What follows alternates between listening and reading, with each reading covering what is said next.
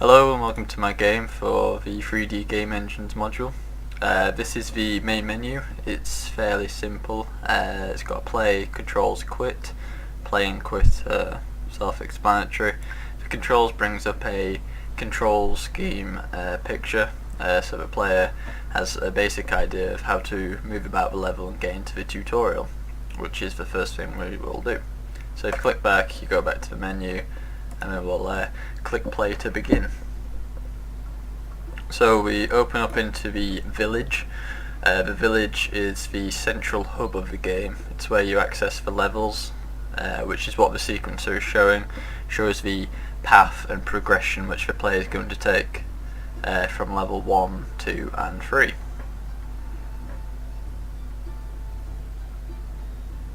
So we're greeted by an NPC villager. It communicates via this dialogue box at the bottom. It reads, "Thank God you've arrived, we've been expecting you. Evil crystals have been appearing in the forest, plaguing the land. The people of our village need your help. Collect 3 subcrystals in each level to release the evil crystal. If you need a little help refining your skills before your adventure, see the tutorial villager. He'll teach you everything you need to know. Good luck saving our village." So the point of this is just to provide a little bit of context to the player, so that they sort of know where they are, what they're doing a little bit, and it also makes you aware that there's a tutorial villager who will teach you everything you need to know. So if we click begin, we can begin the game. So we'll jump into the tutorial.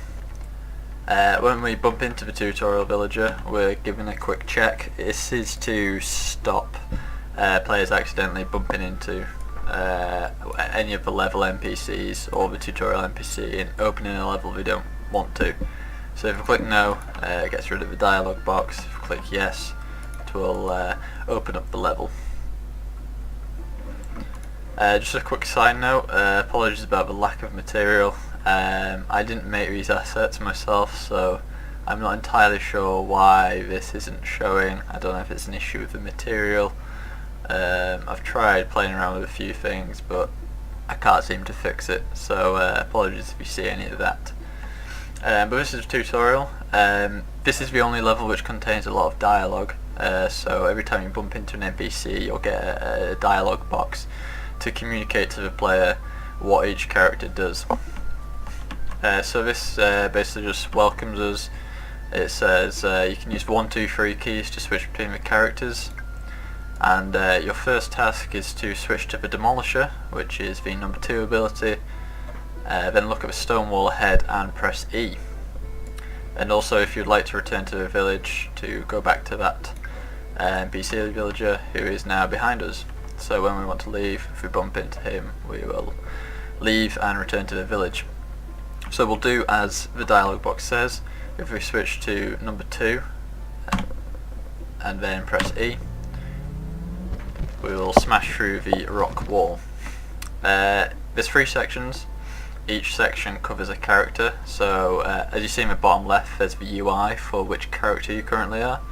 So 1 is the trap detector, 2 is the demolisher, and 3 is the glider. The active character is highlighted by yellow, and you've also got the physical changes. So if I stand next to this fence, you'll see number 1, the trap detector is a lot smaller than say number 2, and number 3 is again an average height. We've also got a change in movement speed as well, so the trap detector is the quickest, the demolisher is the slowest. Okay, so we'll go to the right hand side. This is the trap detector section. The villager just gives us an overview of what the character does essentially. So it says he has the ability to scan for traps, remove them, and walk across poison unharmed. Then just outlines what's in this area. There's a trap, a poison, a lever, and then it gives you the controls. So if we press E, we'll throw a scan grenade that highlights traps and the levers which are associated to it to deactivate the trap. That lasts 8 seconds. And then also you can use the right mouse button to remove them, and it just reminds you that the icons are at the bottom if you need reminding of the buttons, which is the point of this UI. It's to hopefully communicate everything to the player at a glance. So by looking at the ability icons, you should be reminded of what controls to press. So if we press E, we'll throw our scan grenade out with the little throwing animation, and that will highlight traps and the levers associated with them. So we've got a swinging axe trap here, and there's a lever over there which will deactivate the trap. So if we time it to get past this, we can actually walk on poison as well, as the NPC outlined, unharmed. If I was to switch to the Demolisher and step on it, you see the health bar in the bottom right would taking damage, and there should also be an audio cue as well to show that you're taking damage. But we'll switch back to the trap detector. You'll see the axe icon is currently desaturated. When we overlap with a trap, it becomes saturated, it becomes red, showing that this ability is now active to use. The same happens with the scan grenade. Now it's on cooldown, you'll see the image is desaturated, and when it becomes active again, it'll become saturated. So there's visual cues within the UI, so the player can just take a quick glance and go, right, okay, this is available to use or isn't available. So if we right click, we will if we right click, we will remove the trap, and we're now safe in this area. Okay, we'll move on to the next section. The next section here is the glider. Same sort of business. It outlines what the character is, what she's like. She's got an average movement speed, and she's all about reaching higher points and controlling her fall. Again, controls, press E, you'll launch yourself towards a hook. When you look at a hook, your crosshair should turn red, as well as the ability icon, similar to as I was just saying with the trap detector's abilities. So when we look at hook, our crosshair will turn red. This does also take into account range as well, so if we were to move back here and look at the hook, it won't turn red because we're not in range. We can't reach it. But if we get a lot closer, see our crosshair turns red, as well as the ability icon, and we press E and we'll launch towards the hook. So the glider offers a lot of verticality to the levels, and it makes the level design a lot more interesting. She also does have the ability to control her fall a lot more than the other characters. So if we hold space as we're falling, we do fall a lot slower and we have a little more control over our movement. So the next section, or the final section, is the Demolisher. We've already done the charge ability to initially get into this area, but this shows his secondary ability. So again, it says he's the biggest and slowest of characters, and he can smash through rock walls and summon a shield from the ground. This basically just says that there's a turret here. The damage has been set to 0, so he can get hit. It's just a practice turret, and we can use the right mouse button to summon a shield. So the shield on the Demolisher will block projectiles. If you right click, we bring it out of the ground, and that will block all projectiles. What we can also do is switch to any character, and the shield will continue to exist in the game world, which offers a bit of cooperation between each character, so a bit of teamwork, which is nice. If we right click again, we can remove the shield and then place one back down again. There is no cooldown, but you can only have one shield at a time, so you can't just create a wall of them.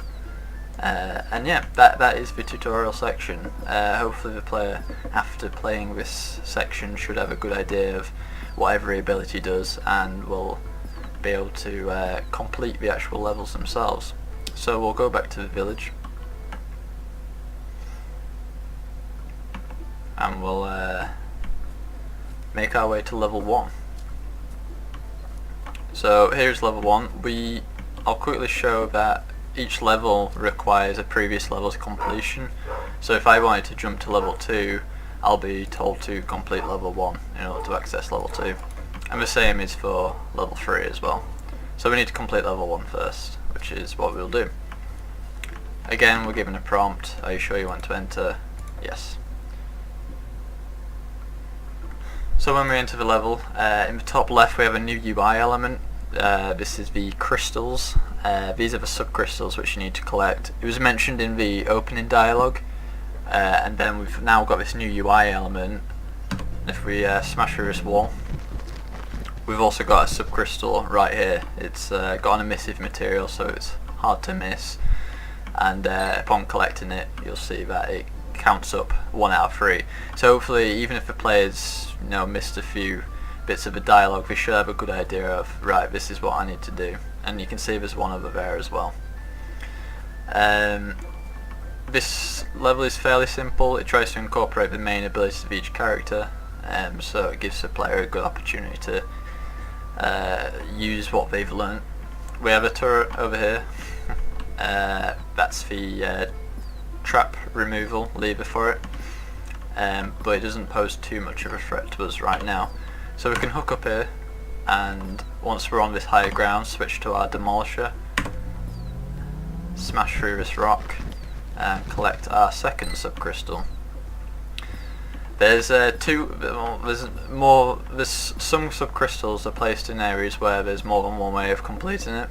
So here is a good example. We could time it to get past the axe and just grab the crystal and run out, or we could deactivate it with that lever, or we could even hook across and not remove the trap and jump into that section and walk out. They all result in the same output, but it gives a little bit of autonomy to the player. So we'll use the trap detector's ability to remove this trap and grab our third crystal.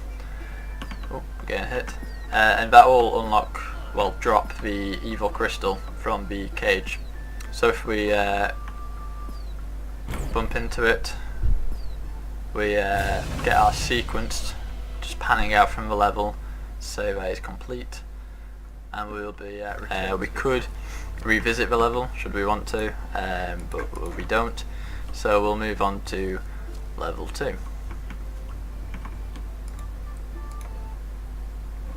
Level 2 should present a little bit more of a challenge. There's a little bit more going on, a bit more verticality, and hopefully present a little bit more of a challenge. One mechanic which I wasn't shown in the tutorial, it's a bit of an oversight on my part, is that the Demolisher shield can actually block the axes for a couple of seconds. So if we time it, bring up our shield, we can block the axe from running through. So it gives you a bit of a time window to get past safely.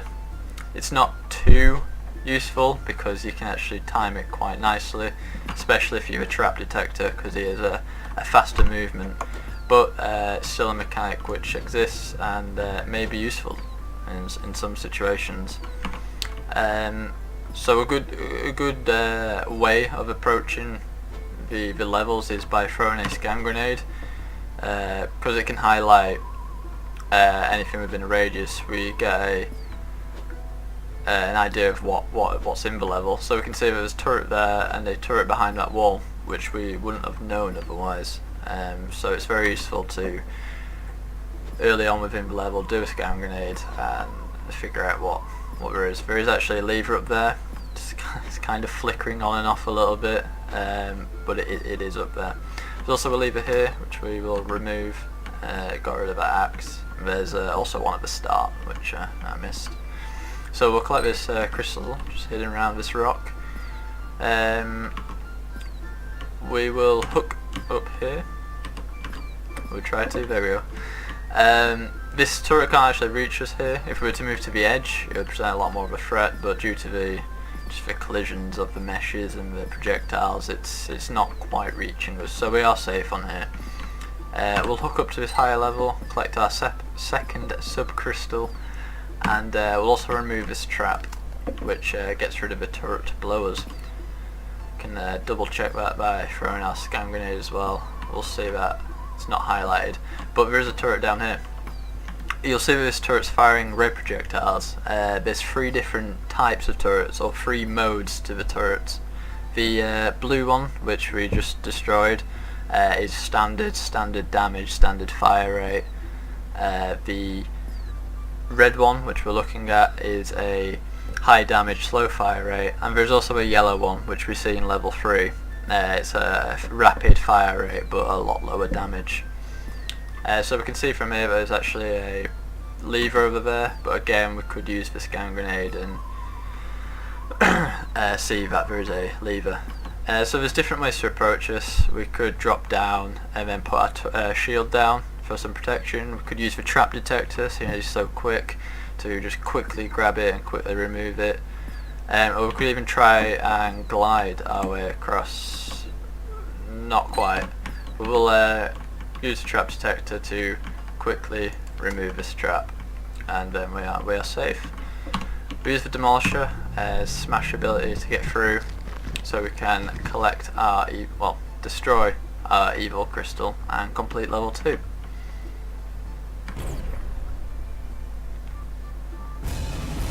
The animation does continue playing, as you see with the demolisher. That's because the input's disabled. I'm not sure if there's a stop animation node. In hindsight, I should have looked at that, but that's an improvement which could be made. But it doesn't impact on the gameplay all that much, so it's not too big of an issue. We'll progress on to level 3.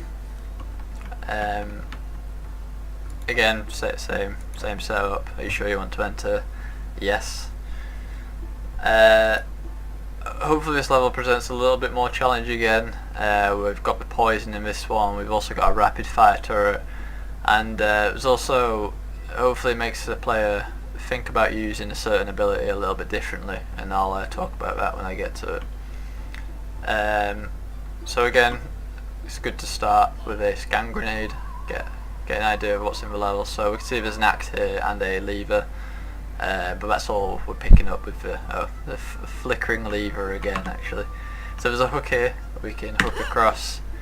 We do take damage because we do actually overlap with the poison a little bit, but it's not enough to kill us.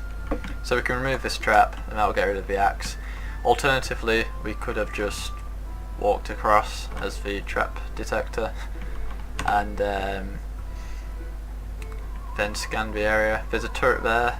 There's a lever there, and there's a lever there. So there's 2 levers, but only 1 turret's visible.